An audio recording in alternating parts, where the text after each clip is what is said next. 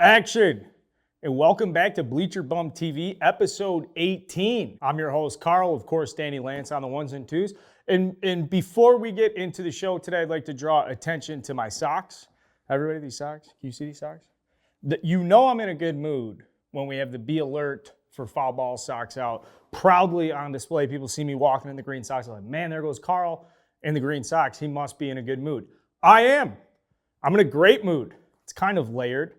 We should start with the most important reason. That's because Jim Graziano, JP Graziano, is sponsoring today's episode. We're going to get to this. But guys, it's season, grill season. I got a segment for you today. Go check this out. Link in the video below somewhere. 2 for $10. Mild, hot. We're going to get to this in a second. I'm in a good mood. Obviously, thank you, Jim, JP Graziano, for sponsoring today's episode. I'm also in a good mood, though, because the Cubs are playing awesome. And some of the feedback we've got the last couple episodes, Carl, can you please paint a path forward? I will. I will today. I will show you the path forward for the Chicago Cubs, all these exciting things. And part of the optimism, most of the optimism, is because the Cubs in the second half have been unbelievable. Unbelievable. And I don't just mean that relative to the Chicago Cubs. I mean that across Major League Baseball. 17-11 since the All-Star break. That's good for a .601 win percentage, which would currently rank 5th behind the Mets. No, behind the Dodgers, Mets, Astros, Yankees. What do we say? Pretty good since the second half started, and we've joked around before on the show, what's going to happen at the end of the season? This team's bad, they didn't train anybody. I told you guys there'd be a stretch where they'd win like 20 or 30. We'd be sitting here like, man, this team could be better. Don't do it. Don't go back to the first half and find 7 or 8 games that they could have won that they blew. Because if that was the case, then maybe the tone of the conversation is, can we just stay really hot to close out the season? Do you see how crazy the mind gets when you watch good baseball even for a little bit? I'm willing to forget. A lot of exciting stuff that's going on around Wrigley Field. And the way these guys have played behind David Ross, the enthusiasm, the excitement, it reminds me of myself last night in my kitchen preparing a special dish called chicken a la Carl. If you will now excuse me, I got to take a moment here. We got football season coming up. You guys know I got a green egg this summer. I said Jim Graziano, JP Graziano in the wonderful hot jarred, mild jarred seasoning. You guys have seen us talk about it. Now let's put it in application. Chicken a la Carl, take it away. But first, any promo you're about to see exists for only 48 hours. Then the promo will self-destruct. You have 2 days to act on the seasoning. Back to chicken a la Carl. Action, and welcome to the first ever Cooking with Carl. I got a special treat for you guys tonight, and it's of course my favorite chicken a la Carl. And really the only special ingredient for this recipe, other than obviously the chicken, or it wouldn't be chicken a la Carl, is a JP Graziano hot jarred, mild jarred seasoning. I'm gonna be doing a little special paste here on this. You guys can't miss this paste. You guys can't miss this seasoning. And while we're here, I'll tell you guys, get both bottles, just $10. You're going to see why this matters for the recipe. Play it up all fall long with football coming, obviously baseball playoffs. But we're here what? We're here for chicken a la Carl. Let's get to it. You guys obviously see the spread of vegetables. It's a huge spread of vegetables. We got some great chicken here. Step number 1, prep your vegetables, get them in the pan. All right, great job. We got the vegetables, and I screwed this up in the first take. The potatoes, I just kind of lumped them into the vegetables, but they're already in the pan now, so no going back. Obviously, you get the point. It's a good mix of potatoes and vegetables. Nice job, everybody. So then the next step for chicken a la Carl is obviously the chicken, so let's get that baby ready. And this is a very intimate part, guys. This is where the JP Graziano mild and hot jarred seasoning comes into play. We're gonna create a nice tasty little paste. We're gonna apply it steadily to this entire gorgeous chicken, legs, thighs, breast. Hey, how you doing? And you're just gonna see this baby smoke, so let's get to work. Okay, when you're making the paste, very important, liberal applications of both seasonings. Don't be bashful, guys. Get in there. We got the hot and mild going, so we want to just make sure this is all blended up appropriately. All right, now that the seasoning mix is ready to go, obviously, next step, most logical step, let's get that chicken ready. Let's apply it to this gorgeous chicken. No free ads at all. This is brought to you by JP Graziano. Guys, again, go check this out. Both these jars, $10. Click the link below. All right, now that the seasoning mix is ready, we're gonna apply it, coat it to the chicken, and then we're gonna put it on top of the vegetables and potatoes. Obviously, we're gonna cook it. So this is pretty self-explanatory. If you don't know how to put seasoning on chicken, I'm surprised you made it this far. So in the spirit of me giving you some direction, go subscribe to our YouTube page. So let's put some seasoning on the chicken.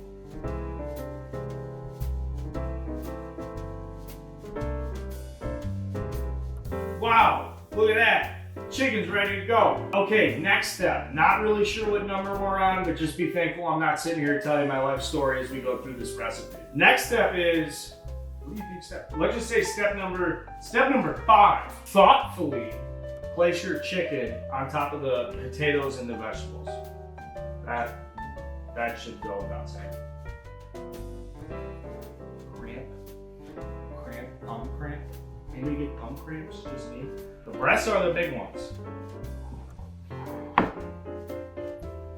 Just like that, we're ready to go. All right, next step, put chicken a la Carl in an oven or green egg or some sort of cooking apparatus, like 375, 380. This is gonna go on for an hour. Now we wait. 2 for 10. Go get them. And for our next step, take it off the grill.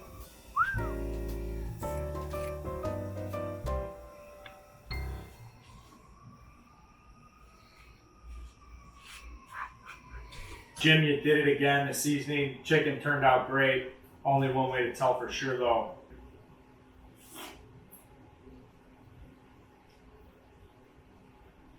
Unbelievable. You can have these flavors too. Check it out. 2 for $10. Back to Bleacher Bum TV. Utterly delicious. Honestly, guys. Follow me, DM me. I'll maybe post the recipe, right? How about this? If you guys buy the seasoning on the link, DM me a receipt or something, I'll share the recipe. We'll be chicken a la Carl buddies. Again, JP Graziano. Go check this stuff out. There's no Bleacher Bum TV without JP Graziano's support. Obviously, without that support, I can't behold and drop these awesome takes on you guys. What do you say? See a little symbiotic relationship. Are you ready for what I'm about to drop?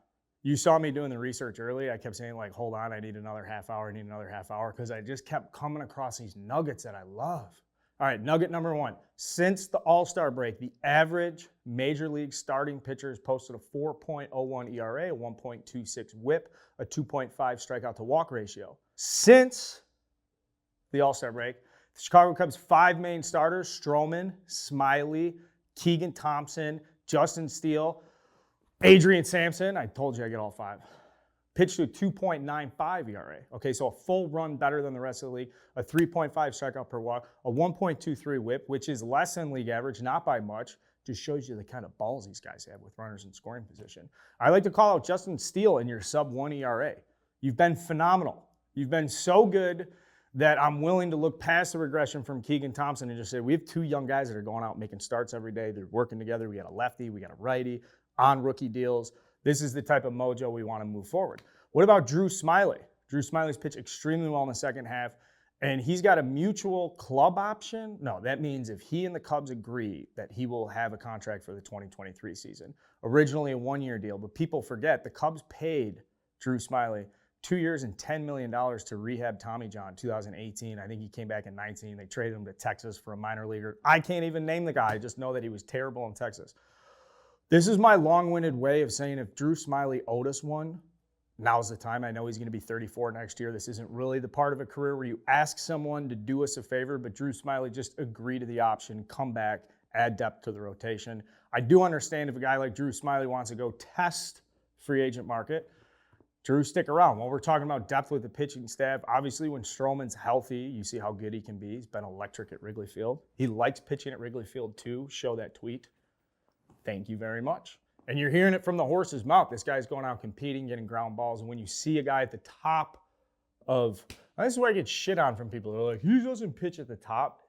When Marcus Stroman is on, he's very difficult to hit. He's not an elite Jacob deGrom, Max Scherzer, but he certainly can go up against any lineup. You got Stroman, Hendricks has been out all year. Oh, fuck. We keep going. Wade Miley, we're paying Wade Miley $10 million. He made 4 starts. Means nothing for this year, but for next year, it's good to know the Cubs are going to have a budget, a piece of that budget to go out, just keep adding depth. And when Justin Steele takes steps forward, if Keegan Thompson wants to bounce back from a slow second half, Stroman healthy, Hendricks healthy, now we're talking about a deep starting staff. How'd I do there? Pretty good. These guys have been awesome in the second half. They've pitched the Chicago Cubs to a 3.08 team ERA in the second half, which, too, is about a full run better than the rest of the league. So you're seeing it with the pitching staff. When you've got good pitching, the lineup can be okay. So let's talk about the lineup. Ian Happ, Wilson Contreras, and Nico Horner, since the All-Star break, have all posted weighted run created plus of like 120 plus, meaning they're on average about 20 to 25% better than the rest of the big league. Seiya Suzuki, don't cut that. Seiya Suzuki is back from the IL, and he's starting to get healthy. Just went deep over the weekend. This is a guy we have our eyes on for the next 4 years. Okay, right? Patrick Wisdom in the month of August has been pretty good. These are just the type of signs you're looking to. So let's build a path forward. You want to do it? Do you want to actually, this is how the Cubs can compete next season? I need that. Okay, these takes are again brought to you by JP Graziano. All your seasoning needs. Guys, this is only on, this deal is only going on for 48 hours. So if you come to me Thursday morning and you say, I can't find the seasoning, it's because the deal's closed. You get 2 days to act quick. All right, takes, big takes, path forward. What are we trying to do? We're trying to compete in 2023. We want to win the division. We want to go to the playoffs. We want to have a roster that, maybe we can get sexy in 7 games and win a pennant. Isn't that the hope? All right, here's what we're going to do. That's the assumption we're going to take. All right, we're going to work with known commodities. Ian Happ's back next year in left field. We got Seiya Suzuki in right field. Not too shabby in the corners. Nico Horner is at shortstop right now. But what did we say? We're going to go and compete. So we're going to move Nico Horner to second base. Shut up and relax. He's going to second base where he can be the top second baseman in the National League. Well, we got to go to the market. Make a decision about Wilson Contreras. Honestly, I've said forever, if you're not going to keep him around long-term, not build around him, then just fucking trade him.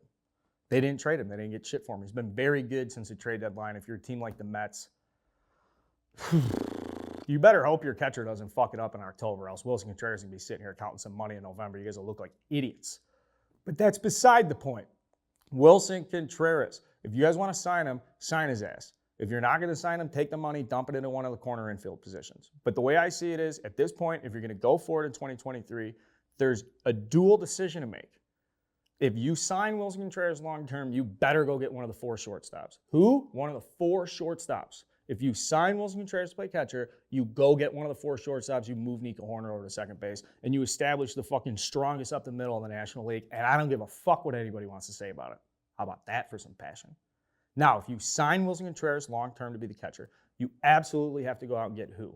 Either Trey Turner, Carlos Correa if he hops out, Xander Bogaerts is supposed to opt out, and then obviously Dansby Swanson, who's currently in some kind of informal negotiations with the Braves, who don't like to watch any of their players play elsewhere. I told you I was on one today. I'm fucking rolling.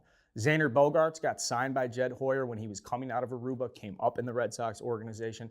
There's a little bit of a tie there. But if he's going to opt out and get a mega deal, do you want that type of incentive base going in?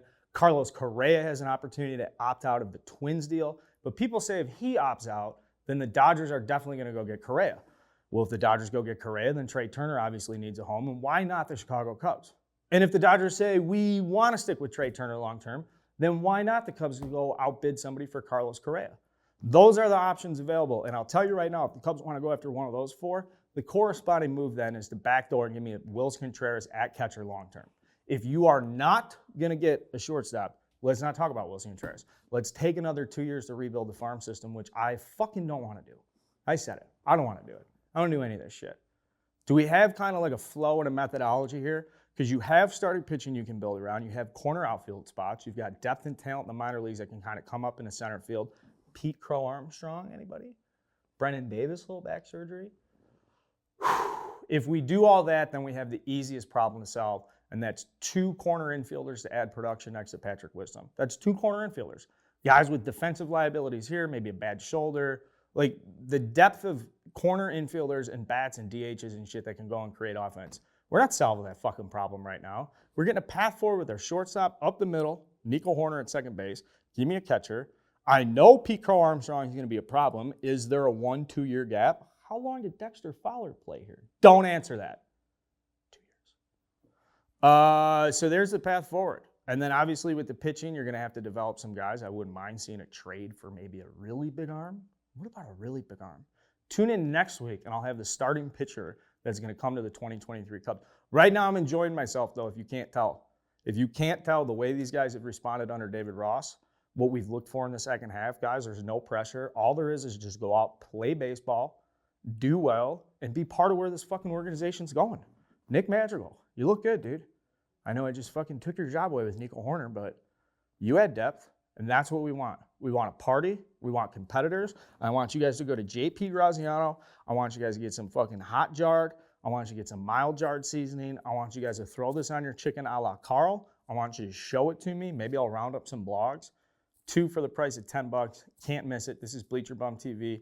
And I bet you this much, if you guys go get some jarred seasoning, Cubs are going to the playoffs next year, following the path we just laid out. This is Bleacher Bum TV. Subscribe to our YouTube channel. Check out the links below. Subscribe to all our shit. Watch our stuff. If you're not, you're missing out on some great content.